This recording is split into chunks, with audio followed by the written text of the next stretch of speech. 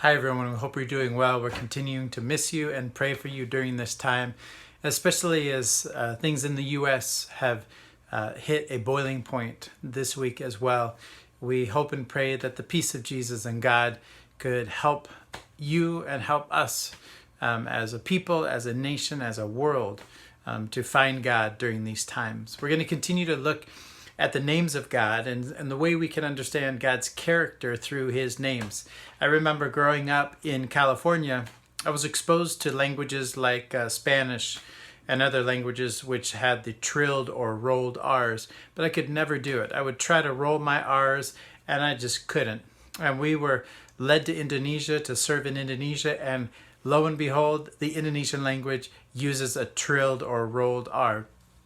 And every time I would hit that R in Indonesian, I just couldn't trill it. I could not roll it. At best, I could get a one flap, but that's it. One day, our language instructor, Ibu Frida, we called her, was her name.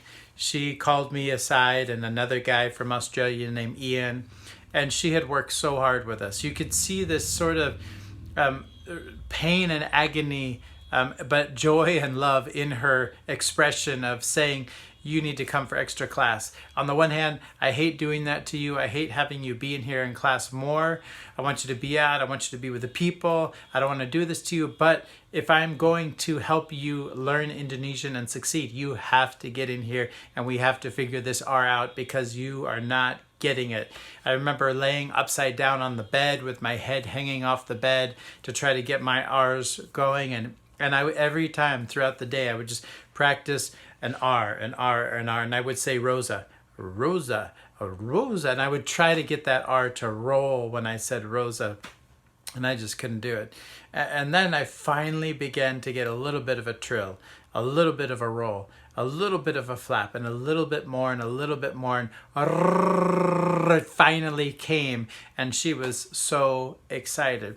In the same way that she agonized and was in pain of trying to figure out what to do and things not working out and things not going well and us not getting it, but mixed with optimism and hope and care and concern for trying to help push us through, is similar to the name of God that we'll look at today. And in many ways, this name helps us understand God as a parent. It's not Abba, which is father, right? Which is probably the most direct name towards a parental role of God. But this name, El Chuwl, is a name that means the God who gives you birth.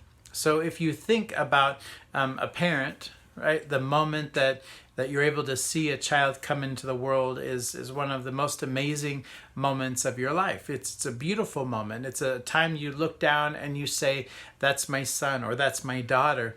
And you are so proud. You're full of so much love and so much joy. But at the same time, the road ahead is not always going to be easy. There are going to be times where children will not do what their parents say. There's going to be times where the parents have to wait for the child to make the right or the wrong decision, to go further away or to come back to them. Throughout this journey, there's going to be ups and downs. So this name El Chuwl is not just about the process of creation, right? It's not just about the God who gives you birth, because the word that's translated Chuwl, it does mean to give birth or to form or twist into creation, but it also means to twirl, as in a dance. And this is the beautiful part of this name, is there's a joy to it. It's not just about an act of creation, but it's about the process or the journey of life. That even though God created us, there are times we will turn our back on him. Even though he made us, there's times we will reject him. But there will be times, hopefully, when we walk with him and we follow him. And those times are almost like him as a loving father leading us in a dance, helping us to twirl and to follow after him. The name El Chuwl is first seen in the book of Deuteronomy in chapter 32 in verse 18, which I want to read for you now. It says this: "You deserted the rock," meaning God, "who fathered you. You forgot the God who gave you birth. You forgot El Chuwl." And what's so heartbreaking is that the one who created us is the one who we're rejecting. So it shows this mix of heartache and joy. The joy of creating someone you love, seeing their birth, seeing them come to life.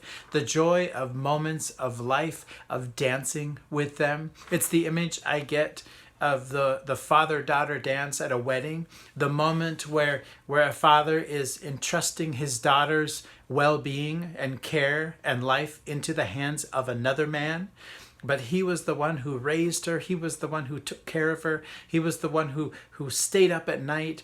And in this moment, it's their last dance together before he steps back as a father, as the man in her life, and allows another man to take the primary role in her life. And they dance and they twirl, and then you move on. It's that moment, I think, that God expresses through this name of El Chuwl, his character of being such a loving father. He birthed us. He created us in our mother's womb. At the same time, there are times we will not follow him. When we come to him, he will be so full of joy. He will be like a father twirling his child in a dance. He gave his life for us, but we still might reject him. So in the process of life, we're going to struggle to choose whether or not to follow him. What's interesting is the next verse in Deuteronomy 38 helps put this in the right context. It says this: the Lord saw this, right? He saw his people rejecting him. And because of that, he was angered by his sons and by his daughters.